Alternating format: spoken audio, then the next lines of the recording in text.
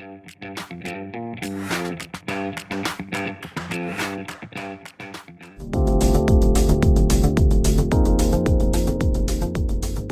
everyone, and welcome back to English Pod. My name is Marco. And my name is Catherine, and today we have a great elementary level lesson all about having fun. That's right. Today we are going to have a lot of fun. And, well, before we explain what exactly we're going to do, why don't we take a look at vocabulary preview? Vocabulary preview. Okay, so the word we're previewing today is a noun. It's a thing. It's a roller coaster. All right, a roller coaster. So that's what we're going to do today. We're going to get on a roller coaster. But what is a roller coaster? Well, a roller coaster is something that we see oftentimes in parks, amusement parks, and it's like a little train, but it can go upside down, and it goes very fast, and it turns, and it's supposed to make you scared and happy. Okay, so it goes very fast, and yeah, many people have probably seen it. It goes very fast, and as you say, up and down, and well, you just get on it because it's fun. You go fast, and you get scared because you're going so fast, and sometimes you're going upside down. Exactly. And for some reason, I don't know why, but in many Romance languages, the name is Russian mountains. Exactly, yeah. It's also, in Spanish, it's also a Russian mountain. Yeah. Montaña rusa. So I think the reason is because back in the day, 100 years ago when they were starting, the first roller coasters came from Russia. Oh, wow. Yeah. So that's why it's called like Well, that's a theory. I'm not sure. But take a listen to today's dialogue. We'll hear it one time. And when we come back, we'll be talking about more interesting and exciting phrases and words about roller coasters. I'm so excited! We're finally here! Six Flags Magic Mountain. This is the best amusement park in the world! All right, settle down now. You're going to give yourself a heart attack. I can't believe they charge us $35 each. Seems like such a ripoff, don't you think? It's not like I'm gonna get on these things. Whoa. Viper, that's the world's highest and fastest roller coaster! You go at more than 100 miles per hour. I want to go on that one. Can I, Mom, please? Can I? Chris, I'm not sure you should get on that. It seems a bit too much for you, and we've just had breakfast 30 minutes ago. I don't think it's a good idea. Aw, come on, Mom. I can handle it. I promise I won't ask for anything else. Besides, it's not like I'm gonna throw up or anything. Let him go, Carol. He'll be fine. All right! Yeah, this is amazing! See how high up we're going? Whoa!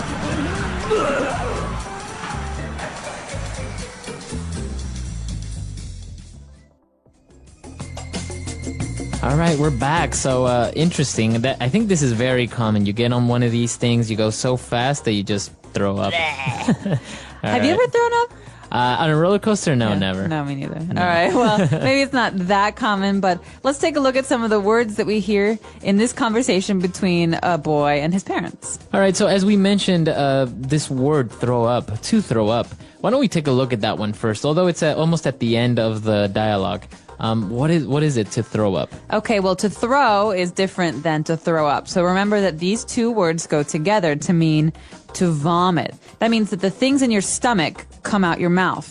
So like we heard in the dialogue, they came in like, bleh.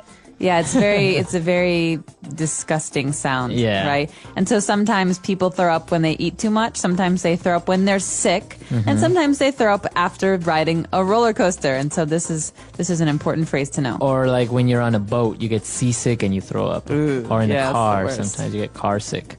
All right, so as we mentioned, we're also visiting an amusement park. So why don't we explain this word a little bit? Amusement park. Well, okay, first of all, everyone probably knows the word park. You know, it's a public place. But in this case, an amusement park is a park of fun. Amusement means fun.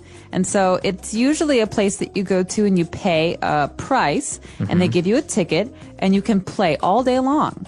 So they have roller coasters and food and shows. So probably the most famous or well-known amusement park is Disneyland. So that's an amusement park. Exactly. And there's lots of fun things to do for people of all ages. All right. And now the kid was so excited that the mom said, all right, you're going to give yourself a heart attack. Okay, well, a heart attack is another serious health issue. We talked about throwing up before, is when your heart stops beating. Right.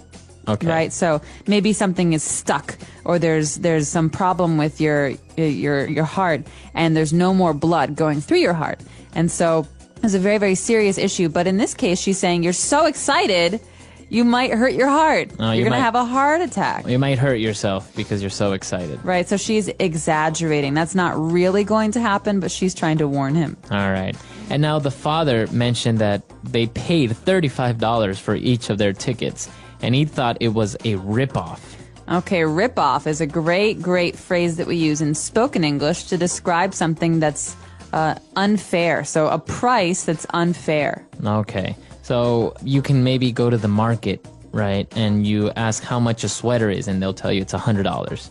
You think that's a ripoff. What a ripoff. I can buy a sweater for $20. So $100 is definitely a ripoff. All right, so that's a ripoff. It was a ripoff. He's not very happy with how much money he paid. Not at all. All right, and now the kid was talking about the roller coaster that is the highest and fastest roller coaster.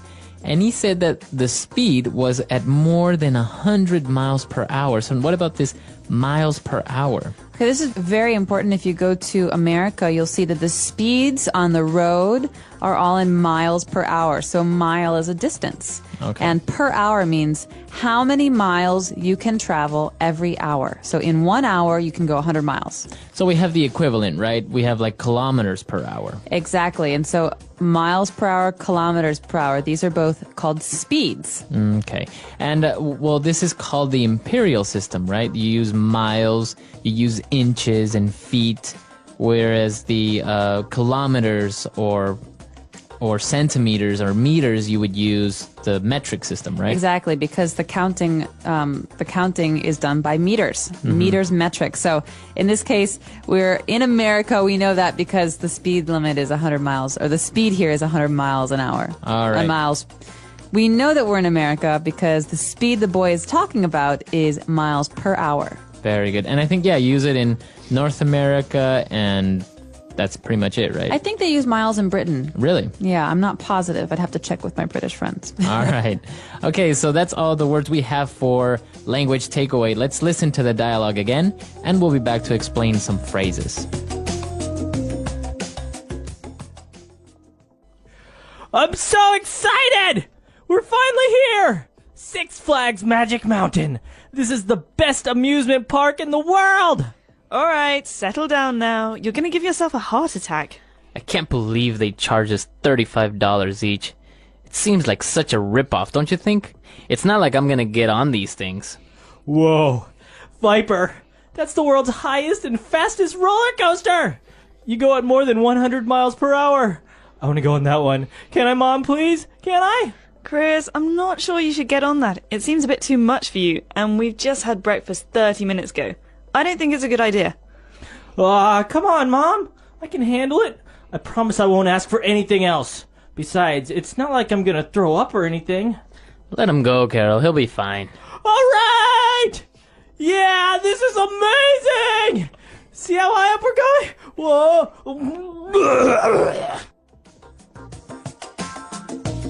All right, we're back. So now why don't we start with 3 phrases that we have prepared for you today in Fluency Builder. Fluency Builder. Okay, this first phrase, Marco, is definitely a parent phrase. Okay, so this is something that you often hear parents saying to their children. They say, settle down now. Settle down now. Teachers Settle say down. this too, yeah. All right, everyone, settle down. That means if I'm really excited and I want to talk and I'm running around the room and my teacher says, settle down now, that means quiet down, go slowly, sit down, don't talk. It means calm down. Calm down, yeah. So to calm down, to relax. Exactly. Settle down. All right, and now the next phrase is a very kids phrase, I think, right? That you would use on your parents. So if they say, no, you can't go to your friend's house, you, oh, come on, please. Aw, Mom, come on. All right, so what do you mean with that phrase? Come on, what? So in this, we have a child who's asking something. He's saying, can you please let me do something? Please, come on. That means I'm encouraging you to change your mind or to let me do something. So please let me have my way. Right. All right, so come on. And you don't only use it as a child or with your parents, right? You can encourage your friends to like, come with me to the bar. Come on, let's go. Please. Come on. All right. You Very know you good. want to. And our last phrase, I can handle it. Okay, this is next to the phrase, aw, come on. So the boy is trying to explain that he's big enough and old enough to go on a roller coaster, but his mother doesn't know. She says, oh, I don't know. You know, you're too young. And so he says, I can handle it. Mm-hmm. That means I am big enough and old enough to go on a roller coaster. I won't have a problem. So you can do it, right? Basically, I am good enough to do it. So, for example, if I give you a very hard project, you can say, I can handle it. I can do it. You could also say, I'm very busy right now. I can't handle it. Okay. I can't do it. I'm sorry. I can't do it. All right, very good. Interesting phrases there. They're very useful and very, very common in spoken English in North America and, well, a lot of places. So why don't we listen to the dialogue for the third time, and we'll be back.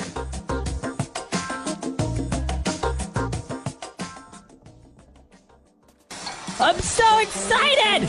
We're finally here! Six Flags Magic Mountain.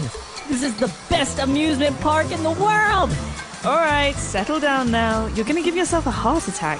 I can't believe they charge us $35 each. Seems like such a ripoff, don't you think? It's not like I'm gonna get on these things. Whoa. Viper, that's the world's highest and fastest roller coaster! You go at more than 100 miles per hour. I want to go on that one. Can I, Mom, please? Can I? Chris, I'm not sure you should get on that. It seems a bit too much for you, and we've just had breakfast 30 minutes ago. I don't think it's a good idea. Aw, come on, Mom. I can handle it. I promise I won't ask for anything else. Besides, it's not like I'm gonna throw up or anything. Let him go, Carol. He'll be fine. All right! Yeah, this is amazing! See how high up we're going? Whoa!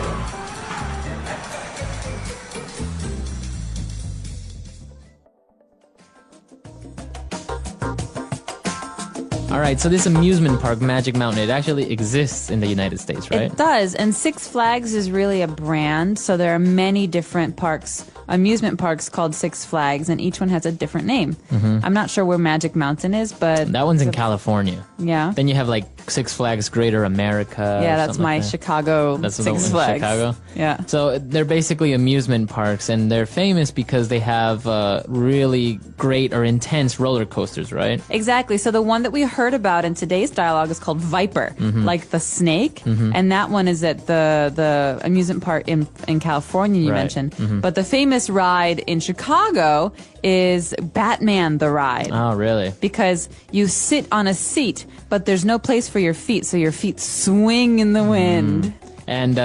And it's very fast, and you don't actually sit on a train, right? The track is on top of your head. Exactly. So you're hanging. So you like see a bat. everyone downstairs. Yeah. Well, not downstairs, down at the bottom. And I hear they have a very serious problem with people losing their shoes. I heard about this. Yeah, People so- wearing sandals and they just fly off.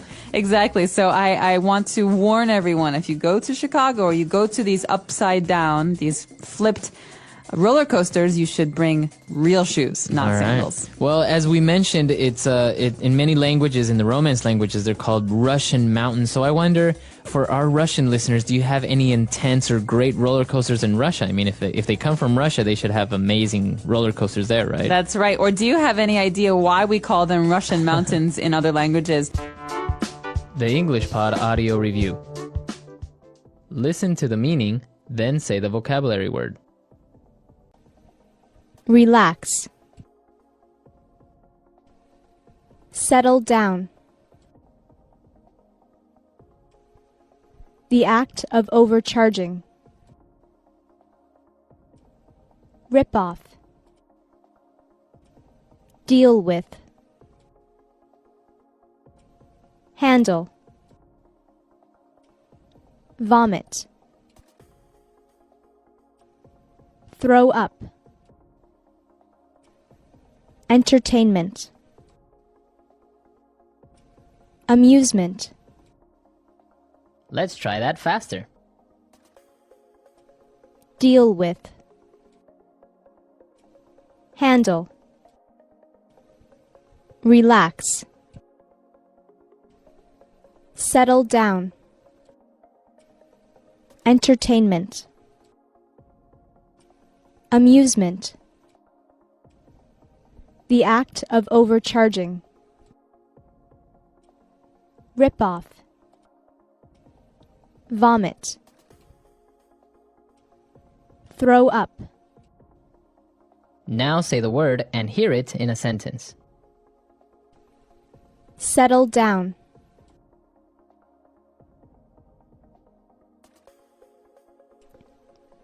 I feel I'm too young to settle down. Settle down.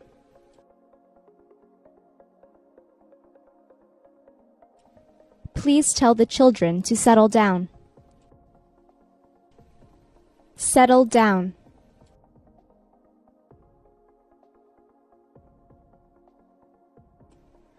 I wish I could settle down in a peaceful place. Rip off.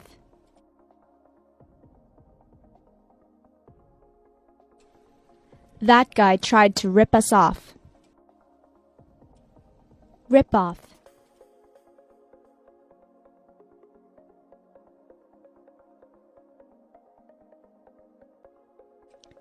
This place is a total rip-off. There is nothing to do, and it cost so much to get here. Rip-off.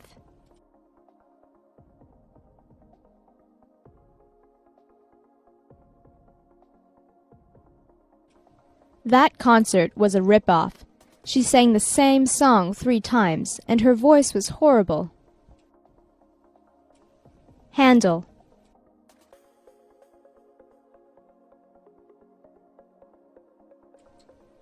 Do you think you can handle such a big responsibility? Handle.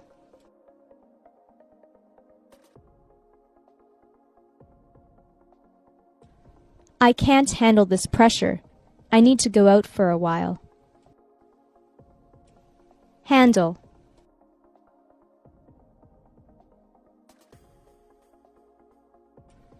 Please handle this box with extreme care.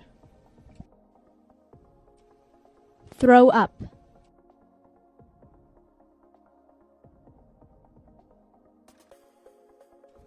Last night, I saw a guy throw up so much that I felt sick too. Throw up.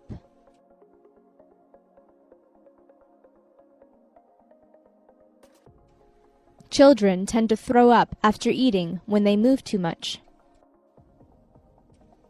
Throw up.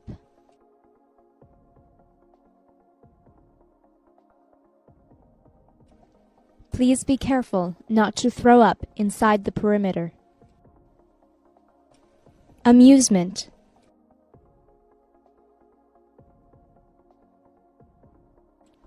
I've never been to an amusement park in my life. Amusement.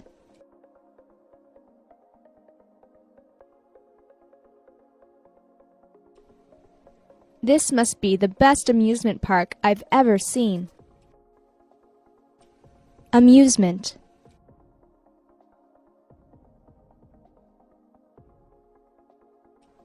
I wish there were more amusement parks like this in my city.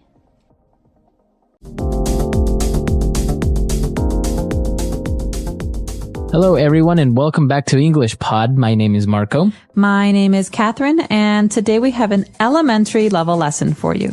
That's right. We are going to talk about winter, but specifically about the clothes you wear during winter when it's very, very cold outside. That's right. And I hear you're not too familiar with some of these practices because where you come from, you don't really have winter. We don't have winter. We have dry season and rainy season, but same temperature. Well, Chicago definitely has a snowy season, so I'm very familiar with these things. So let's jump right into today's dialogue. We'll be hearing it one time, and in a minute, we'll be back to talk about it.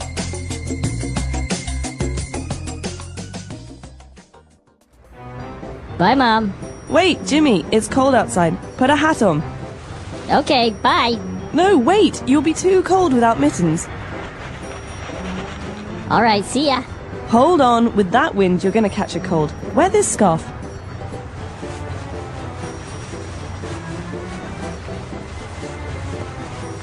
Okay, see you after school. Oh, and earmuffs. Put these on. Here we go.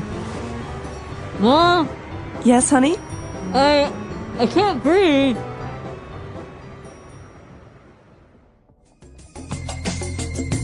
All right, we're back. So there were a couple of different items of clothing that we saw in this dialogue. So let's look at them now in language takeaway. Language takeaway.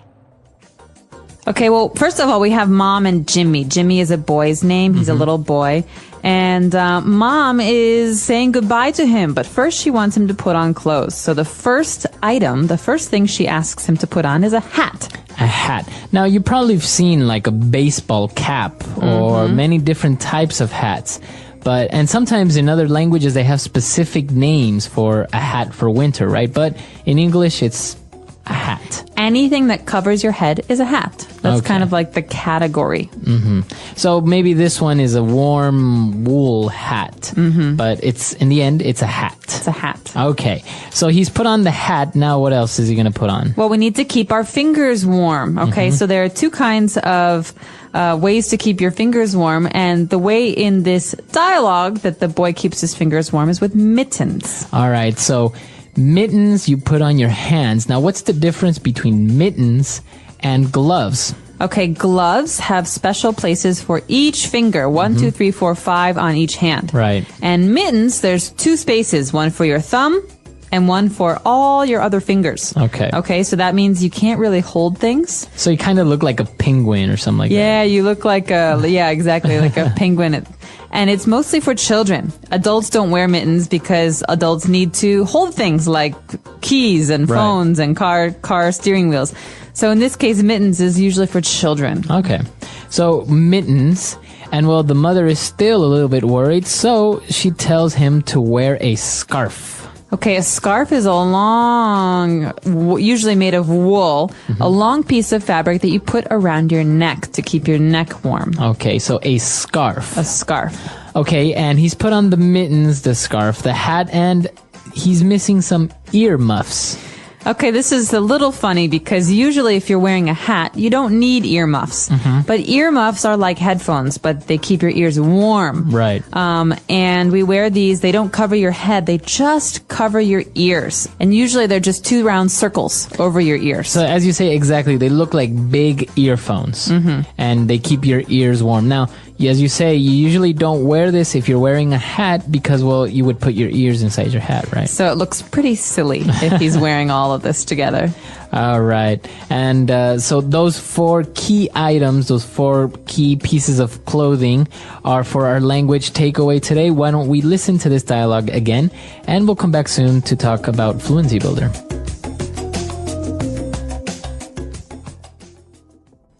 Bye, Mom.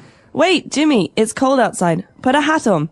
Okay, bye. No, wait, you'll be too cold without mittens. All right, see ya. Hold on, with that wind, you're going to catch a cold. Wear this scarf. Okay, see you after school. Oh, and earmuffs. Put these on. Here we go. Mom, Yes, honey? I can't breathe. All right, we're back. So now let's take a look at 4 key phrases on Fluency Builder. Fluency Builder. Okay, this first phrase, as I said before, has to do with the mom and the boy saying goodbye to each other. So he says, all right, see ya. See ya. Ya.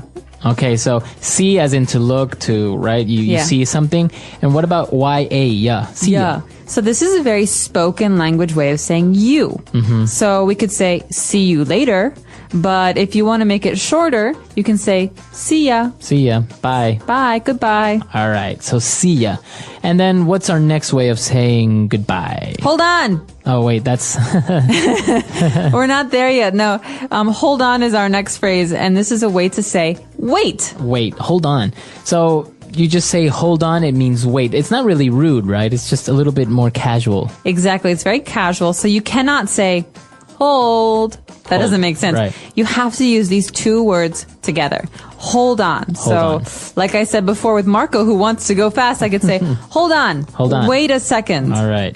Okay, so hold on, see ya. And now you gotta be careful because you're going to catch a cold. To catch a cold? Okay, so a cold is when when you cough, you have a sore throat, it's starting to get cold outside and you don't feel well. Okay, so you have a runny nose. It's a illness. And most people get this every year. It's very common. But you don't get a cold, you catch a cold. Okay? Okay. So catch is the same word we use for when we talk about sports, like throwing and catching. Okay. It's almost like it just hits you. It's so fast. You just catch a cold. So that's really important what you just said, because you don't use the verb get. You don't get a cold. You catch a cold. Or if you say that you were sick last week because you had a cold, you would say, oh, I caught a cold, or I had a cold. Exactly. So remember, present tense, I catch a cold. Past tense, I caught a cold last week. Okay. And our last phrase for Fluency Builder is here we go. Here we go. Okay, so when do we hear this phrase? The mother says to the boy, put these on. Here we go. So she's doing something with him. She's helping him put his earmuffs on. And here we go is a way to say, okay, I've finished. Okay, I'm done. Okay, your earmuffs are on you now. So you're ready. Here you go. Here you go. Right. So we say here we go, like everything is ready. Your earmuffs are on. Exactly. So maybe I'm on my computer and I have a problem and I'm waiting. And you know when the bar is loading and finally, ding, it's ready. Here we go. Here we go. It's now ready. I can start. It's ready. Or sometimes a waitress will come and serve you food and say, here we go. Here's your order. Exactly. So this is a way to say what you've been waiting for is ready now. Okay. Great. So I think it's time for us to listen to this dialogue one last time before we come back. Here we go.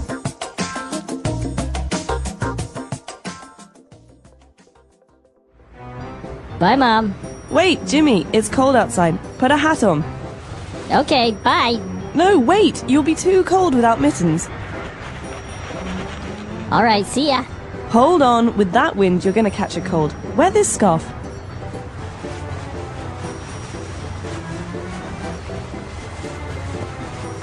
Okay, see you after school. Oh, and earmuffs. Put these on. Here we go.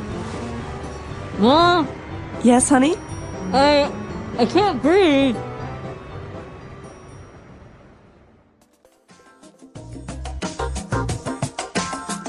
All right, we're back. So as you mentioned, in Chicago, it's very, very cold. So I imagine you had all of these winter clothes, right? That's right. And it's funny because I remember being a small child and my mother doing this to me, putting on snow pants and boots and earmuffs and hats and gloves and scarves. And all of a sudden, it's so hot inside because you're wearing everything. And so you can't even walk. Like you were saying, you look like a penguin walking out the door. And then you get to school and you're sweating, right? And so in school, we had a special room and we had to take everything off because there's snow everywhere. Right. And snow can be very dangerous because it melts and it turns into water. Okay, so I have very strong memories of all of this, putting them on, taking them off, and just being warm all the time. Hey, well, yeah, when it's cold or you live in a place with cold weather, you have to have these items of clothing because otherwise you might catch a cold. Exactly. So I hope that no one out there catches a cold, but if you want some suggestions, wear a scarf, cover your neck. That's the most important. Your head and your scarf are the most important. The English Pod Audio Review. Listen to the meaning, then say the vocabulary word. Hand covering, separating thumb from fingers. Mitten. Stop. Wait. Hold on. A long, narrow piece of cloth worn around the neck. Scarf. A warm, tubular covering for the ears. Ear muff. Name you call someone you love. Honey. Head covering. Hat. Let's try that faster. Hand covering, separating thumb from fingers. Mitten. Name you call someone you love. Honey. A long, narrow piece of cloth worn around the neck. Scarf. Head covering. Hat. Stop. Wait. Hold on. A warm, tubular covering for the ears. Ear muff. Now say the word and hear it in a sentence. Mitten.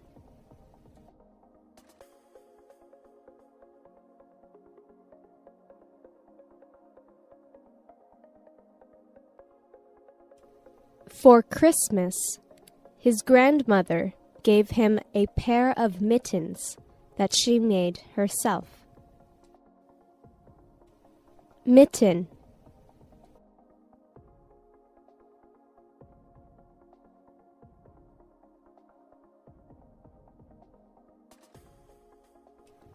I like mittens more than gloves because my fingers can keep each other warm. Mitten.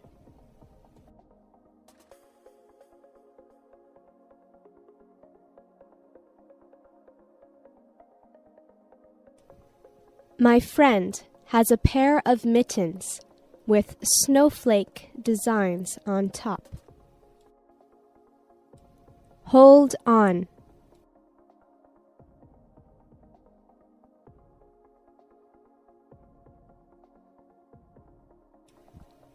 Can you hold on a second while I tie my shoelaces?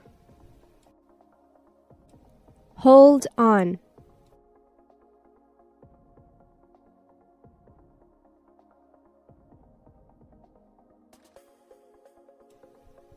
Hold on. Are those cookie crumbs I see on your sweater? Hold on.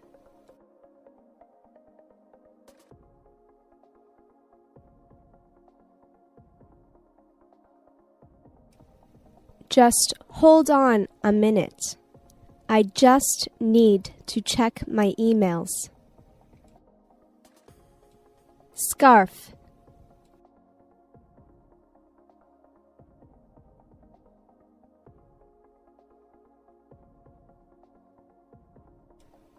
His scarf was so long that he could wrap it around his neck 3 times. Scarf.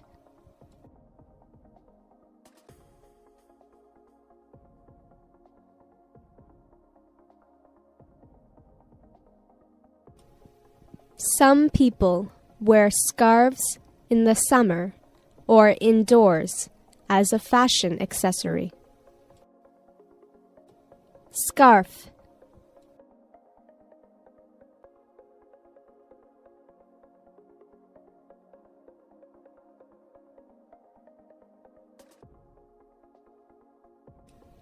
My mom wears silk scarves when she gets dressed up, and wool scarves when she needs to go out in the cold. Ear muff.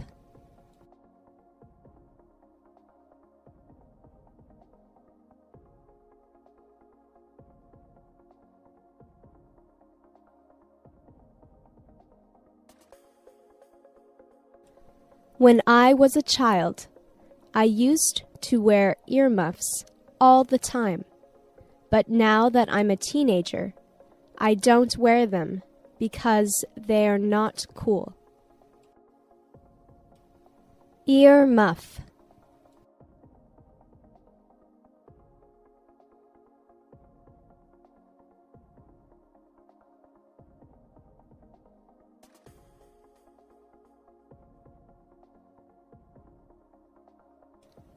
I was in a store the other day, and they were selling rainbow earmuffs and leopard print earmuffs and all kinds of other neat designs. Ear muff.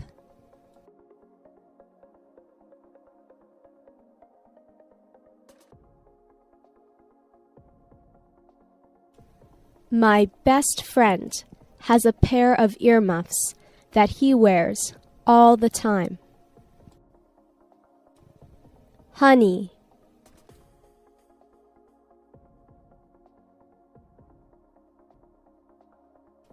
Hey, honey. I'm home. Honey.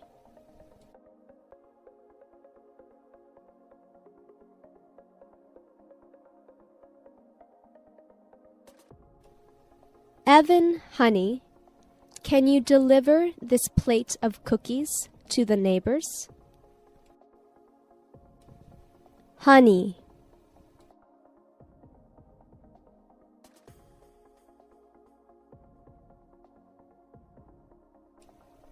Honey, what's wrong? Why are you upset?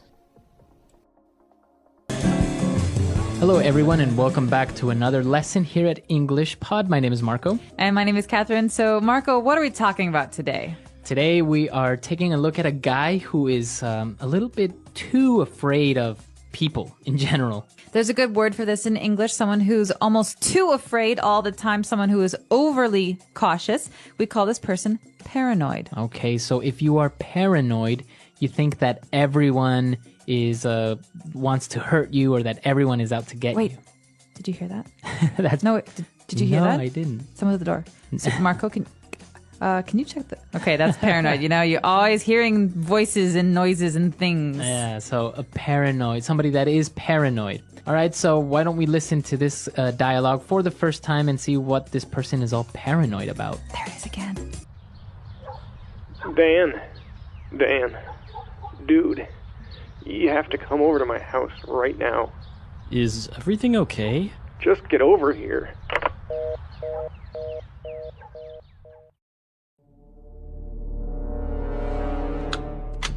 Come in. Quickly. So, since when is your house a bank? What do you mean? I mean, what's up with the 4 locks and iron bars on your windows? Security, Dan! Security! You can never be too safe, you know. A lot of sickos out there. Just the other day, they caught that peeping Tom, red-handed. Had a high-power telescope and binoculars by his window. What's the matter with you? Why are you acting all paranoid? Paranoid? I'm not paranoid! I'm cautious! You see, Dan, we have to be on guard at all times. People just invade your privacy as if they knew you. Telemarketers, solicitors, even your bank. They have way too much information. I like to keep everything on a need-to-know basis. Okay. Well, what did you want to see me about? You're being watched! Be careful, Dan. Be careful.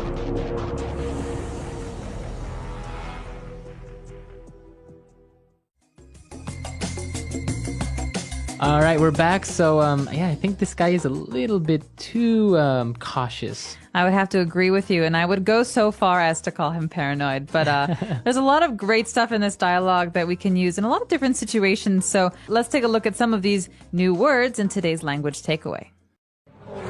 Language takeaway. All right, the first word on language takeaway today is sicko. Sicko is also the name of a movie that was a documentary famous in America by Michael Moore, actually. Right. But sicko, in this context, means someone who is a bit weird in a bad way. So if you tell somebody you're sick, but like in that tone, right? You're saying you're sick. You're a sick person. You're gross. Right. You're saying you're gross. Or people who have inappropriate humor, who make jokes about not so nice things. Right. Yeah, they're sick. But in this case, sickos are people who maybe like to hurt other people, or people who are a little bit crazy, people who are not normal. So it's not a nice way of calling someone crazy, right? If you say, oh, he's a sicko, it's not really nice. Not at all. It's a way of saying that you're almost scared of this person because they're kind of weird and almost they have problems. All right, so sicko. Moving on to our next word, we saw that the guy was afraid of telemarketers. Exactly. So what are these guys? Well, we've got two words being put together here, tele and market. So tele, like telephone.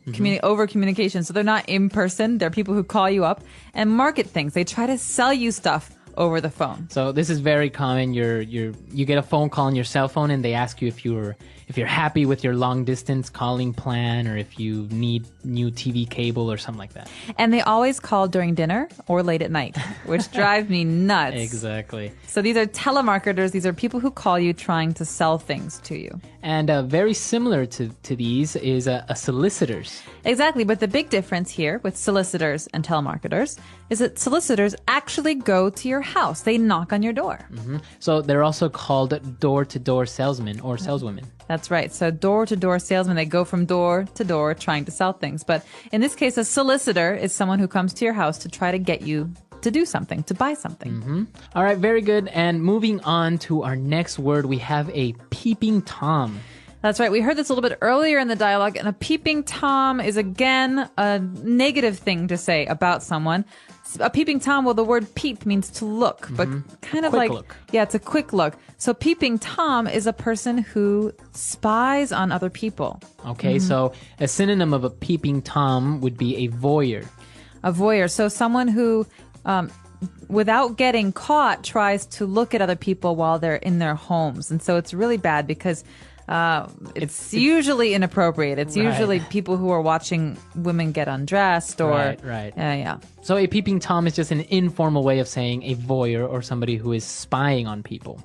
So those are the words for today in language takeaway. Let's listen to our dialogue again, and then we'll be right back. Dan, dude, you have to come over to my house right now. Is everything okay? Just get over here. Come in. Quickly. So, since when is your house a bank? What do you mean? I mean, what's up with the 4 locks and iron bars on your windows? Security, Dan! Security! You can never be too safe, you know. A lot of sickos out there. Just the other day, they caught that peeping Tom red-handed. Had a high-power telescope and binoculars by his window. What's the matter with you? Why are you acting all paranoid? Paranoid? I'm not paranoid! I'm cautious! You see, Dan, we have to be on guard at all time. People just invade your privacy as if they knew you. Telemarketers, solicitors, even your bank. They have way too much information. I like to keep everything on a need-to-know basis. Okay. Well, what did you want to see me about? You're being watched! Be careful, Dan. Be careful. Now we're back, and we had some interesting phrases in the dialogue. The first one being, you can never be too safe. Fluency builder. All right, so this is a common mom phrase. You often hear mothers say this when they're sending their kids off to school or whatever. They say, don't talk to strangers, and the kid says, well, why not? You can never be too safe, right? It's good to err on the side of caution. So it's okay to be extra safe or extra cautious, just in case. Exactly. You never know what's going to happen, so it's better to be cautious than not. And that's what this person's saying. He's saying, well, security, it's important. You can never be too safe. You never know what might happen. Is there another way that we can combine it? Like, you can never be too careful? Exactly. It's basically the same thing. Same thing, yeah. All right. What's our next phrase? Our next phrase is about this peeping Tom, this person that they caught. They caught him red-handed. We caught you red-handed. Or he's been caught red-handed. So what does that mean? It's a very colorful phrase, and I don't just mean that because we're calling him red-handed, but to catch red-handed means to catch someone while they're doing something wrong. So if I see you breaking into someone's house and I say, Marco, stop! I'm catching you! Stop now! I just caught you red-handed. You saw me doing the act. Exactly. And another way of saying this is you caught him with his hand in the cookie jar. Okay, and this is another great phrase. You can imagine a child who sees the cookies in a very special jar on the counter in the kitchen. And mom says, don't eat the cookies. Well, the child goes into the kitchen and sees the cookies and opens the jar and puts his hand in the jar. And then mom comes and says, caught you. That's a boy with his hand or a child with their hand in the cookie jar. So it's the same thing. I can say, I caught you with your hand in the cookie jar. Or you were caught red-handed.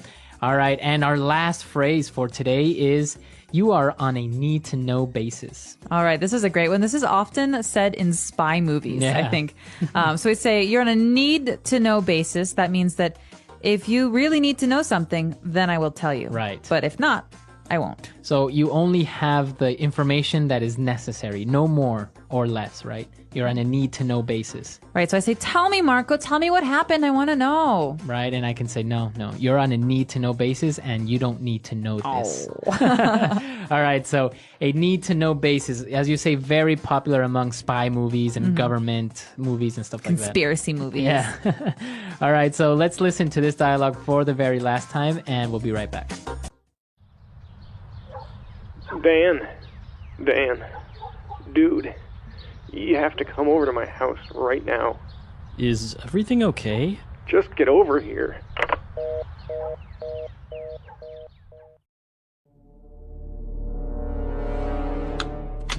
Come in. Quickly. So, since when is your house a bank? What do you mean? I mean, what's up with the 4 locks and iron bars on your windows? Security, Dan! Security! You can never be too safe, you know. A lot of sickos out there. Just the other day, they caught that peeping Tom red-handed. Had a high-power telescope and binoculars by his window. What's the matter with you? Why are you acting all paranoid? Paranoid? I'm not paranoid! I'm cautious! You see, Dan, we have to be on guard at all times. People just invade your privacy as if they knew you. Telemarketers, solicitors, even your bank. They have way too much information. I like to keep everything on a need-to-know basis. Okay. Well, what did you want to see me about? You're being watched. Be careful, Dan. Be careful.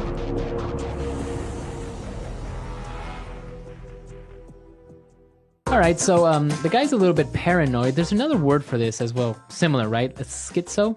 Schizophrenia is a disease, and a lot of people have it, and it's not too uncommon. But a popular slang word to say someone's crazy is schizo. So if you guys remember this movie, A Beautiful Mind, it's all about this famous mathematician named John Nash. And, he was a genius. He came up with game theory and a lot of subsequent usage of this for economy, for many things. But it was proven that he was schizophrenic, right? A paranoid schizophrenic. So not only did he kind of have experienced reality in different ways, but he's also paranoid. So he was afraid that the government was trying to kill him, and so he was irrationally afraid of everything going on around him, and it made him very unsafe because he could hurt himself or hurt other people. And the interesting thing about this is that there is no actual cure for it. You just learn to cope and live with it. So you never really get cured. You just kind of live with it. Learn how to understand what's real and what's not. So it's interesting. It's a great movie also, by the way, if you've never seen it or you get a chance to watch it. And that's all the time we have for today. So if you have any questions, doubts, or comments, please come to our website, englishpod.com. Yep. And we're there to answer them. Yeah, we hope to see you there. And until next time, English Potties. All right. Bye-bye.